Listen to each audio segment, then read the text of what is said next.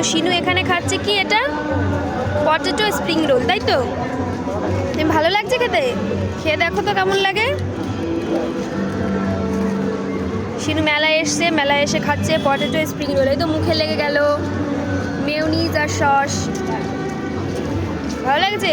ভালো ভাজা হয়েছে তো। শিনু ড্রাগনে উঠেছিল, মাশমেলো কিনেছে, আবার এই যে পটেটো স্প্রিং রোল কিনেছে, তাই তো? আর অরিও বিস্কুট খেয়েছে। খাও, ঝটপট করে খেয়ে নাও।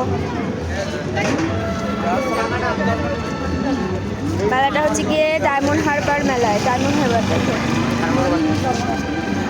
শিনুর বাবা এখানে মুখ মোছার কাজ করছে। শিনুর বারবার মুখে লেগে যাচ্ছে, আরও মুছে দিচ্ছে বারবার করে।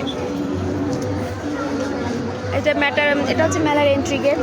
মেলা এদিকে অনেক বড়, আমি অতটা দেখাতে পারবো না।